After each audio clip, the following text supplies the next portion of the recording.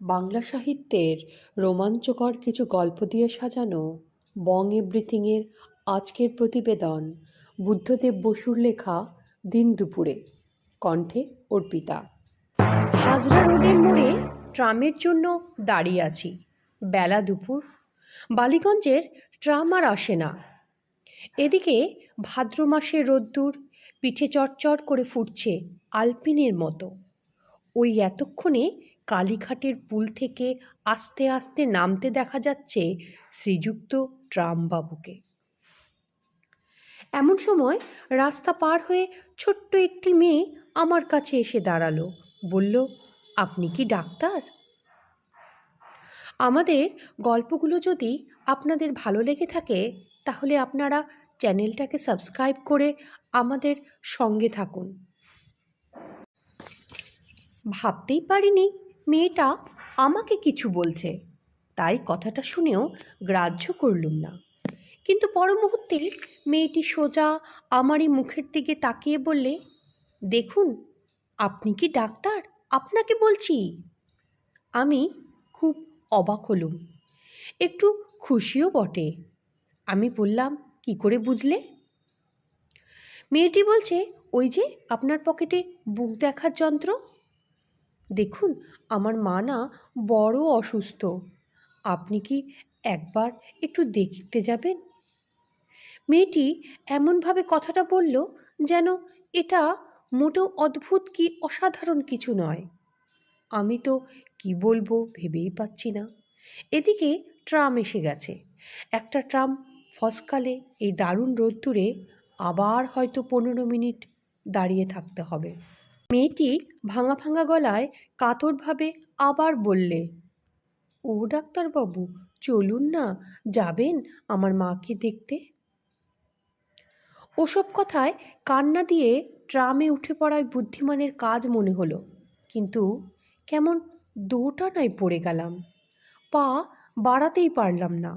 ট্রামটা মোড় ঘুরে আমার চোখের ওপর দিয়ে ঘটর ঘটর করতে করতে বেরিয়ে গেল।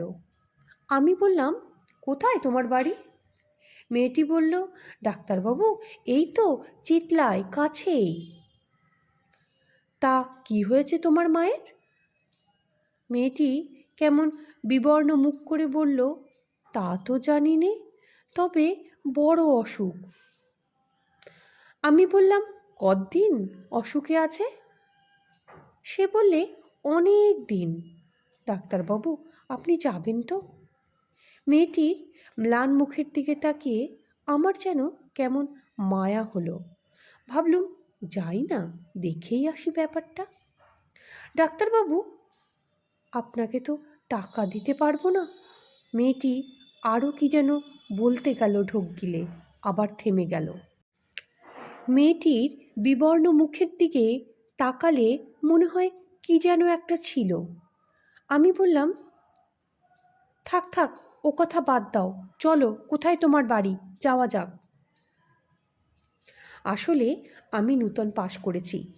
আত্মীয় বন্ধু মহলে ডাক খোঁজ পড়ে মাঝে মাঝে, কিন্তু ভিজিট 10 টাকা যে মাসে পাই সে মাসেই খুশি। এই তো বন্ধুর ছেলে 99 বুঝি জ্বর হয়েছে, ট্রামের পয়সা খরচ করে এসে তার প্রেসক্রিপশন লিখে দিয়ে এতক্ষণ আড্ডা মেরে বাড়ি যাচ্ছি। তবু এই মেয়েটি যা হোক টাকার কথাটা মুখে আনলো। হেঁটে চললুম মেয়েটির সঙ্গে কালীঘাট পুলের দিকে। জিজ্ঞেস করলুম, তোমার মাকে আর কোনো ডাক্তার দেখাওনি আগে? মেয়েটি বলছে, ডাক্তার? না তো। মা বলেন, ডাক্তার দিয়ে কি হবে, এমনিই আমি ভালো হয়ে যাব। আমাদের তো টাকা নেই ডাক্তারবাবু, টাকা কোথায় পাবো? আমি একটু হাসতে হাসতে বললাম, তুমি কি আজ ডাক্তার খুঁজতে বেরিয়েছিলে? আর কেউ নেই তোমার বাড়িতে? মেয়েটি বলল, না, কে আর থাকবে, এক দাদা ছিল আমার, সে তো চটকলে কাজ করতে গিয়ে রেলে কাটা পড়ল। সেই থেকে শুধু আমি আর মা। ব্যস্ত ছিলুম আমরা। এর মধ্যে কেন যে মাটার অসুখ হলো। ডাক্তারবাবু, মা কতদিনে ভালো হবেন? আমি ডাক্তারি ধরনের হেসে বললুম, সে এখন কি করে বলি, চলো আগে গিয়ে তোমার মাকে দেখি। ডাক্তারবাবু, আজ সকাল থেকে মা যেন কেমন হয়ে আছেন, একেবারে চোখ মেলে তাকান না। দেখুন, বাড়ি থেকে আমি বেরিয়ে ছুটতে ছুটতে এত দূর এসেছি, যদি কোনো ডাক্তার খুঁজে পাই, যদি আমার ওপর কোনো ডাক্তার দয়া করে। ওই তো সব ওষুধের দোকানের ভেতরে পাতলুন পরা ডাক্তাররা বসে। আমার তো সাহস হয় না ভেতরে ঢুকতে, রাস্তার এদিক ওদিক কেবলই ঘুরছি। এমন সময় আপনাকে দেখে মনে হলো আপনি আমাকে দয়া করবেন। মা সেরে উঠলে আপনি একদিন এসে খাবেন আমাদের বাড়ি। জানেন, মা কি চমৎকার লাউ পাতা দিয়ে মটর ডাল রান্না করে। মা, আমি এগুলো কি বলছি? ছি ছি, এটা কি বললুম? আপনারা কেন গরিবের বাড়িতে খাবেন? ডাক্তারবাবু, আপনার দয়া আমি কোনোদিনও ভুলব না। আরও কিছুক্ষণ পর মেয়েটি জিজ্ঞেস করল, ডাক্তারবাবু, আপনার হাঁটতে কষ্ট হচ্ছে বুঝি? আমি বললাম, না না, কিছু না, তুমি চলো। মুখে বললুম বটে, কিন্তু কালীঘাট পুল পর্যন্ত আসতেই মনে হতে লাগলো এই মহৎ কাজের ভারটা না নিলেই পারতুম। এমন কত গরিব দুঃখী আছে, বিনা চিকিৎসায় ধুঁকতে ধুঁকতে মরছে। না খেয়ে তাদের সবার উপকার করতে গেলে আমার নিজেরই কখন অক্কা হবে বোঝা মুশকিল। পুল থেকে নেমে জিজ্ঞেস করলুম, আর কত দূর? আমার প্রশ্নে নিতান্ত ব্যাকুল হয়ে মেয়েটি বলে, এই তো ডাক্তারবাবু, আর একটুখানি। আমার পয়সা নেই, তাহলে নিশ্চয়ই আপনাকে গাড়ি করে নিতুম। আপনার তো কষ্ট হচ্ছে, তাই না? আমি বললাম, না না, এইটুকুতে আর কি কষ্ট, চলো চলো। অনেক গলি খুঁজি পেরিয়ে শেষ পর্যন্ত এসে পৌঁছলুম। কলকাতার এ অঞ্চলে কোনোদিনও আসা হয়নি।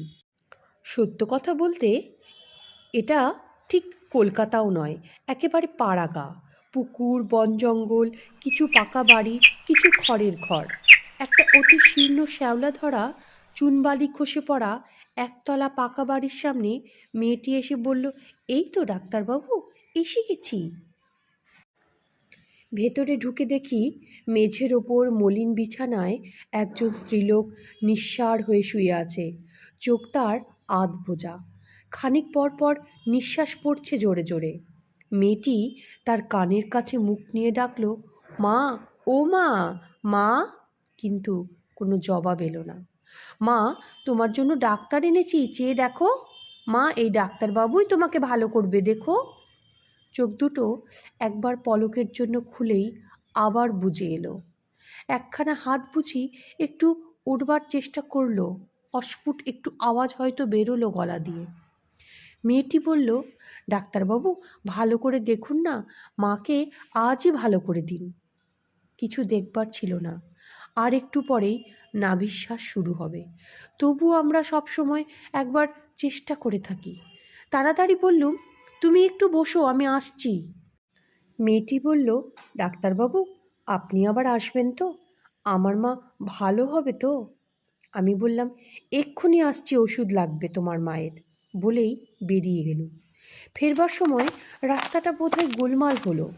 একটু ঘুরপথে এসে সেই বাড়ির সামনে দাঁড়ালাম। রোদ্দুরে ছোটাছুটি করে তখন আমি কানে পিপি আওয়াজ শুনছি, কিন্তু ডাক্তারের নিজের স্বাস্থ্যের কথা ভাবলে চলবে? তখন তার সময়ও নয়। ভেতরে ঢুকতে ঠিক যেন পা সরছিল না। কে জানে গিয়ে কি দেখব। দরজাটা খোলা দেখে ঢুকলুম, কিন্তু ঢুকে স্তম্ভিত হয়ে গেলুম। তবে কি আমি ফুলবাড়িতে এলুম? না, ওই তো সেই পুকুর, সেই সুরকির রাস্তা, ওই তো সুপারি গাছ।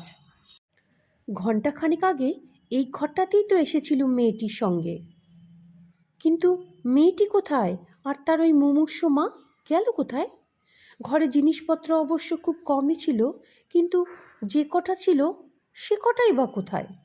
তবে কি ওর মা এর মধ্যে মারা গেল, আর ওর মাকে নিয়ে চলে গেল কেওড়াতলায়? না, এত অল্প সময়ের মধ্যে কি করে হয়? ঘরে জিনিসপত্র অবশ্যই কম ছিল, একটা লণ্ঠন, দু একটা থালা বাটি, কিন্তু সেগুলোই কই? আস্তে আস্তে আমি বাইরে এসে দাঁড়ালুম। তবে কি সমস্ত জিনিসটাই আমার চোখের ভুল, মনের ভুল। এই রোদ্দুরে কি আমার মাথা খারাপ হয়ে গেল? এই তো আমি ঠিক দাঁড়িয়ে, আমার পকেটে ইঞ্জেকশন, সবই তো ঠিক আছে। নাকি আমি ভুল করে অন্য বাড়িতে আসলাম? ফ্যাল ফ্যাল করে তাকিয়ে আছি চারিদিকে। মাথার উপরে আগুন ঝরছে, সে খেয়াল নেই। চারিদিক ছবির মতো চুপচাপ। হঠাৎ দেখি টাক পড়া একটা আধ বয়সী লোক আমার পাশে এসে কখন যেন দাঁড়িয়েছে। কোনোখানে কেউ ছিল না। হঠাৎ কি লোকটা মাটি ফুঁড়ে এলো নাকি? তার দিকে তাকাতেই সে বললে, কি মশাই, বাড়িখানা কিনবেন বুঝি? আমি বললাম, আপনার বাড়ি বুঝি? লোকটা ঠোঁট উল্টে বলল, হ্যাঁ, আইনত তো আমারই। কপালে দুর্ভোগ থাকলে খণ্ডা বেঁকে।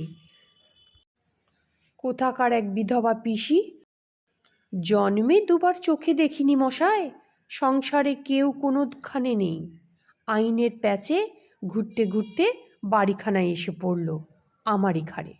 আর বলেন কেন, এমন কপাল নিয়েও মানুষ আসে। পিষে টেসলেন 30 বছরে, 20 বছরের ছেলেটা রেলে কাটা পড়ল।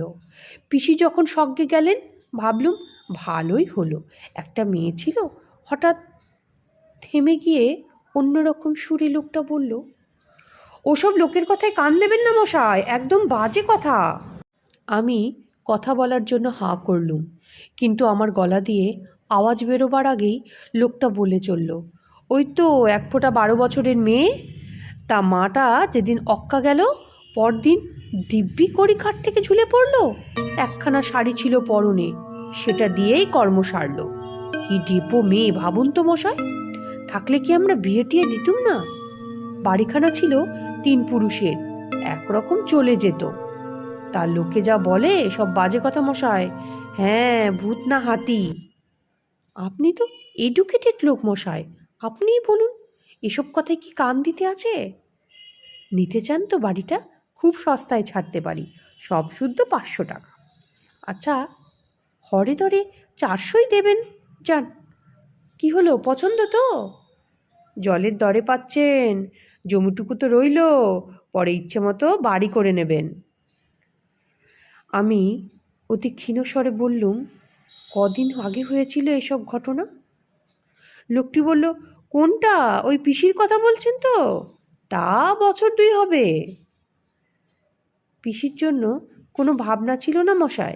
মেয়েটার জন্য বাড়িটার এমন বদনাম হয়েছে যে 5 টাকাতেও কেউ ভাড়া নেয় না।